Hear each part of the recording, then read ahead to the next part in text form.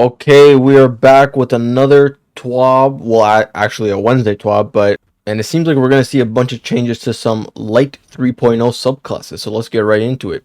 To abilities and beyond, a look at the past, present, and future of 3.0. I'm expecting to see some buffs and nerfs for all of the classes, but we'll have to see. We've got another update from our sandbox team to dive into, this time exploring more about abilities and changes on the way to subclass fun with the next expansion. D2's newest damage type strand is arriving in Lightfall, and we're beyond excited for you to play around with it, but that's not where we're here today. No, we don't have any additional strand gameplay details to share just yet. Instead, we'll be talking about some general ability updates and quality of life changes we're making in Lightfall and beyond. The road traveled and the path ahead. With the release of Arc 3.0 alongside Season of the Plunder, we completed moving all three light subclasses to the Subclass 3.0 system. This updated subclass allows players more customization and build crafting capabilities than ever before. Now that all the 3.0 subclasses are out in the wild, we have some tuning work to do on the various systems connected to the subclasses. One such system is our core character stats. The amount of ability regen that the discipline, strength, and class ability specific stats provide hasn't been meaningfully touched since the launch of Shadowkeep. Since then, across aspects, fragments, exotic armor mods, and weapon perks, there are a variety of ways to have powerful abilities with very high uptime. This has resulted in some PvE activities losing the tension that made them special and introduced additional noise into the crucible. Moving forward, our goal with ability uptime in both PvE and PvP is to get back to roughly where we were when the 30th anniversary pack launched in December 2021.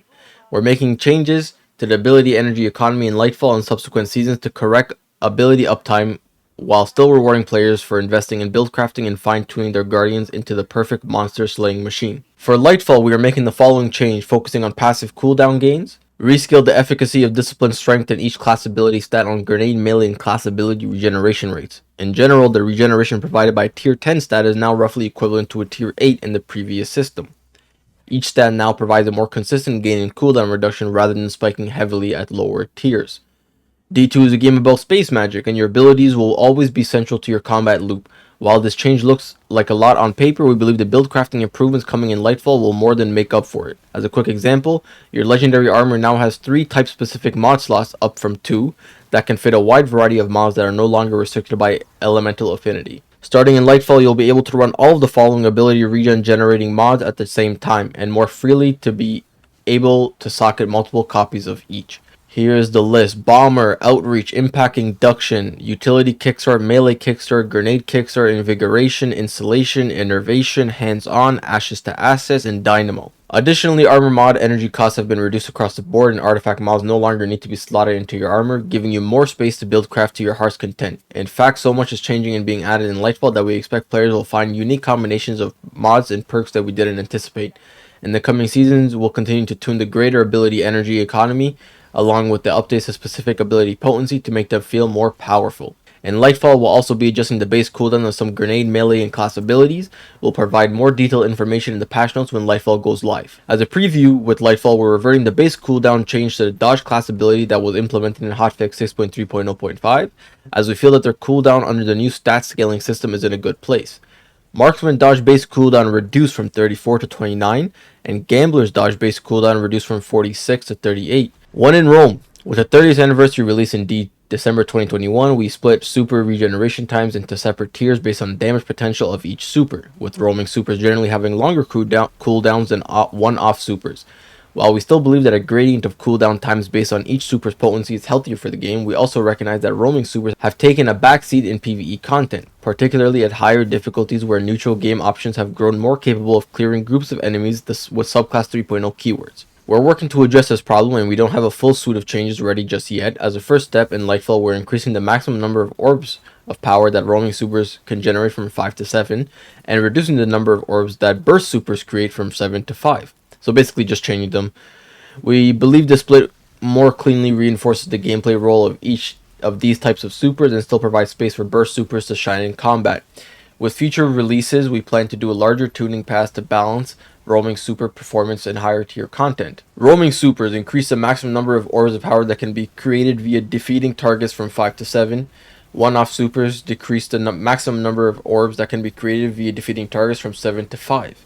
Note, the orb of power generation from Well of Radiance, Word of Dawn, and both Shadow Shot variants is unchanged. We're also making a change to the only 3 supers in our longest cooldown tier, reduce their base cooldown by 1 tier. Hammer of Soul, Daybreak, and Spectral Blades Base cooldown reduced from 10 minutes and 25 seconds to 9 minutes and 16 seconds.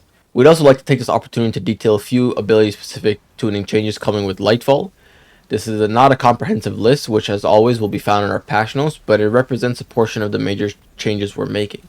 First up, Word of Dawn. With Void 3.0, Word of Dawn was reintroduced as a selectable super rather than being tied to Sentinel's shield. As we introduce more objective game modes into the Crucible and Zone Control, Iron Banner Fortress, and Zone Captured Trials, it's become clear that Word of Dawn is overperforming. We don't want to reduce its functionality in PvE content, and in general, we still want Word of Dawn to be a strong option when you need to lock down a point on the map.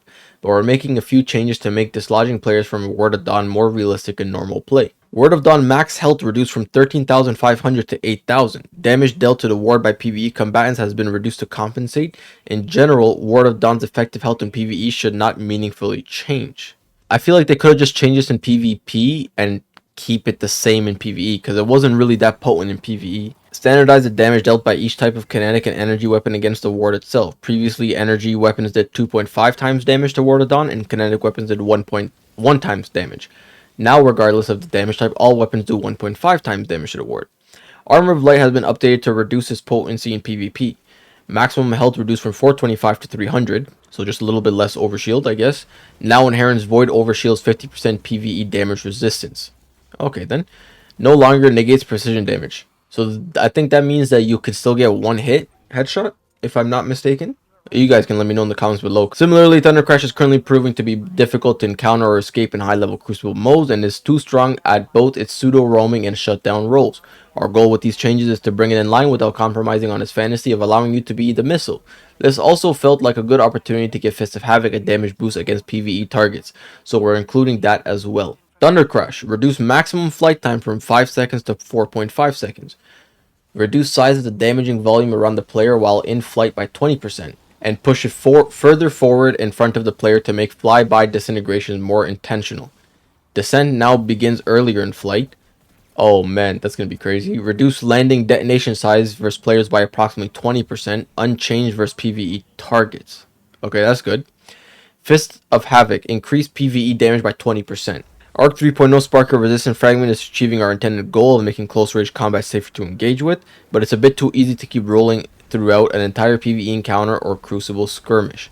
We're making a couple of changes here to increase the difficulty of doing so without changing its potency while you're in the fray. Spark of Resistance, increase nearby enemy count requirement for activation from 2 to 3, reduce linger time after you're no longer surrounded from 4 seconds to 2 seconds. So you're going to basically always have to be in combat and around a larger group of enemies to have it proc. With Solar 3.0, the increased Daybreak duration provided by Dawnblade's Attunement of Flame path was removed, which has left Daybreak in a lackluster place. That's true. That's all the complaint I've been hearing from my friend. With Lightfall, in addition to the cooldown reduction detailed above, we're reducing its attack cost and increasing its damage output against PvE targets. Daybreak, super energy cost reduced from 10% to 6.5% per swing, increased damage by 25%. Okay, this is actually a good change because Daybreak has been completely goddamn useless since launch of Solar 3.0, so... Phoenix Dive has also struggled to find a solid role in most gameplay styles, and it is too difficult to justify picking over healing or empowering Rift. So we're making a suite of changes to increase its viability across game modes, including a base cooldown reduction.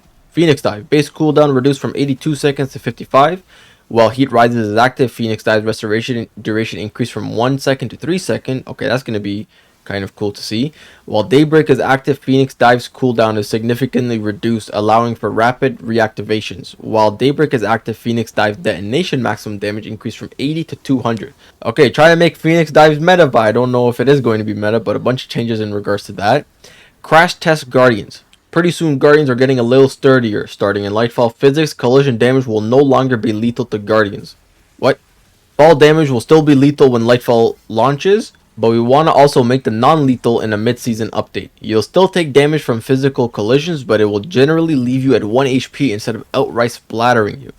We hope you'll take this newfound freedom and run with it. We found it more fun to hurl ourselves headlong onto danger without worrying about what's in our way. We're guardians after all. So does that mean if a phalanx hits you and you hit a wall, you'll be at 1 HP? So that means there will be less architect deaths. New tools in the arsenal. As part of our build crafting enhancement in Lightfall, we'll also be making some new We'll be adding some new fragments to the light subclasses and updating a handful of fragments on solar and void to tie into the new subclass pickups, void breaches, and fire sparks. Some of these fragments additions are intended as spiritual successors to combat style mobs that aren't making the jump over to the new armor build crafting system, and some are brand new additions intended to open access to subclass verbs that some classes haven't had before. Here are the details. Arc, Spark of Instinct. It's a new one.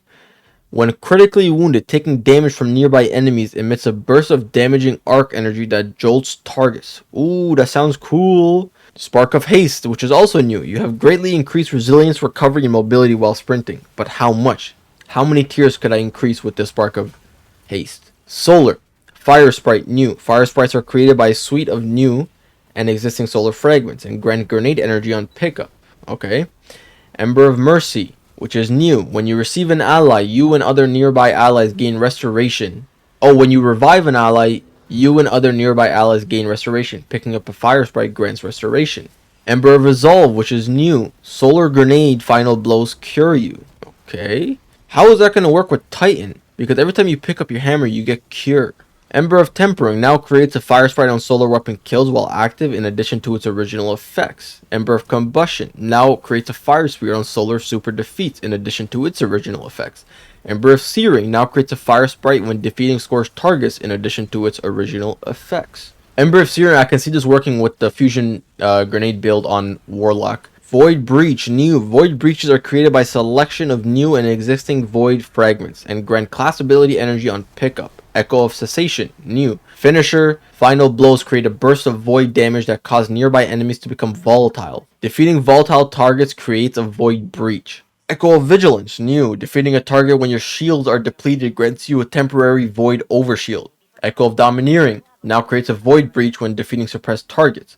Echo of Harvest now creates a void breach when defeating weakened targets with precision damage. Echo of Starvation now grants Devourer on picking up a void breach. In case you missed the build crafting update from a couple weeks back, we've also added ways to your subclass keywords to counter champions. While we still expect weapons and seasonal artifact mods to be the primary ways you counter champions in high level PvE content, we found that the subclass keywords are a solid complement to round out your loados to get your fire team out of a tight spot when an unstoppable champion is barreling towards you. We'll be keeping an eye on when this goes live, and we're excited to see players use it. That's it from the gameplay team today. We're hoping you're looking forward to Lightfall, and we'll see you on the other side. Well, I mean, for the champion mods, you probably won't really need to run them if you got a nice God Roll Riptide, because that'll be stunning everything and it'll be freezing to bury your shield, right? But in regards to everything else, bunch of new changes. I'm kind of sad to see that Word of Dawn is getting technically another nerf, right? I mean, in PvP, I understand that, completely understand that. It was kind of AIDS to really go up against any objection-based mode, whether it's flag in Trials or the flag in Iron Banner or the little fortress thing in Iron Banner or anything like that. It was very AIDS to go up against 6 teams that have 6 players on a team that are running Word of Dawn. Like, it already got a nerf. It used to be at 35%, now it's way less. I think it's on par with I think it's the same thing. So it doesn't really make sense to use it in PvE. And on top of that, they reduced the damage as well, right? The health. I feel like even, okay, reduce the health, that's cool. I'm okay with it. Give it like a 5% buff in terms of damage. Everything else is sort of nice. Obviously, we're going to get a bunch of build crafting stuff going on when Lightfall comes out, so we'll definitely be able to have one more slot in our armor mods.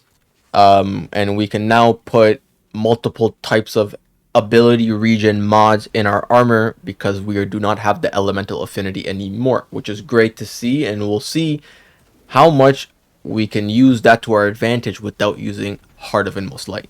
So we'll have to see when Lightfall comes out. I hope you guys enjoyed the video. Make sure to like and sub and let me know in the comments what you think of these changes. I'll check you in the next one, and peace.